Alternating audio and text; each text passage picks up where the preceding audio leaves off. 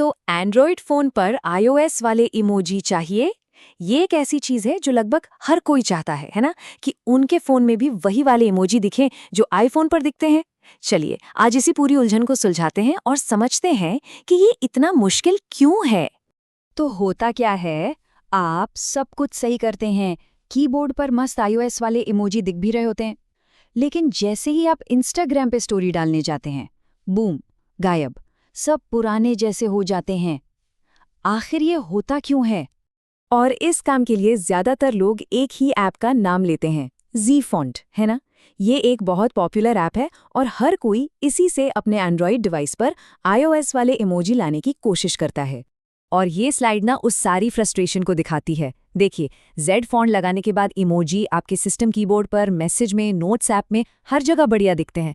लेकिन जहां असल में दिखाना है, मतलब इंस्टाग्राम या दूसरी सोशल मीडिया ऐप्स पर, वहां वो फिर से पुराने बोरिंग एंड्रॉयड वाले बन जाते हैं। तो चलिए अब थोड़ा डीप डाइव करते हैं और समझते हैं कि ये जेड फ़ॉन्ट असल में काम कैसे करता है। मतलब पर्दे के पीछे क्या चल रहा है, ये सिस्टम में ऐसा क्या बदलाव लाता है। तो ज़ी फ़ॉन्ट का काम करने का तरीका ना थोड़ा अलग है। ये ऐप सीधे आपके फ़ोन के ऑपरेटिंग सिस्टम, मतलब जो फ़ोन का दिल है, उसमें घुसकर सिस्टम के फ़ॉन्ट को ही बदलने की कोशिश करता है।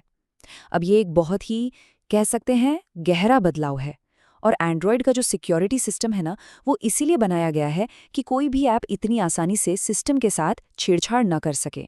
और बस यही वजह है कि ये तरीका अक्सर फेल हो जाता है। अच्छा, अब आते हैं उस फेमस म्यामा ट्रिक पर। इसके बारे में तो सुना ही होगा। कई लोग इस जुगाड़ को ट्राई करते हैं और ये हमेशा एक पहेली जैसा लगता है।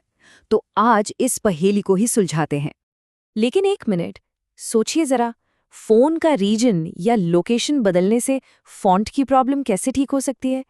मतलब इन दोनों का आपस में क्या कनेक्शन है? सुनने में थोड़ा अजीब लगता है ना? और ये रहा असली खुलासा। सारा खेल फॉन्ट का है ही नहीं, खेल तो कीबोर्ड का है।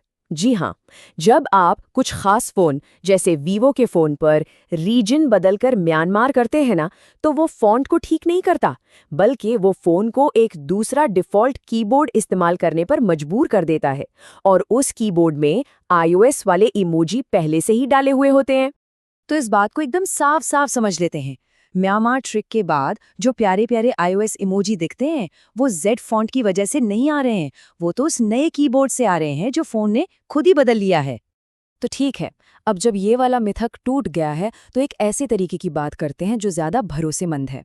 एक ऐसा तरीका जो सिस्टम में इतनी छेड़छाड़ पर डिपेंड नहीं करता। तो एक तरीका है जीबोर्ड का, जो ज्यादातर फोन पर काम कर जाता है और काफी भरोसेमंद भी है। इसके स्टेप्स भी बहुत आसान हैं। सबसे पहले, अगर फोन में नहीं है तो प्ले स्टोर से गूगल का ऑफिशियल जीबोर्ड कीबोर्ड इंस्टॉल कर लीजिए। फिर जीबोर्ड के लिए एक iOS इमोजी पैक ढूंढकर उसे भी इंस्टॉल कर लीजिए। अब ये जरूरी है, जीबोर्ड की सेटिंग्स में जाकर इस नए इमोजी पैक को सिलेक्ट करके एक्टिवेट करना है।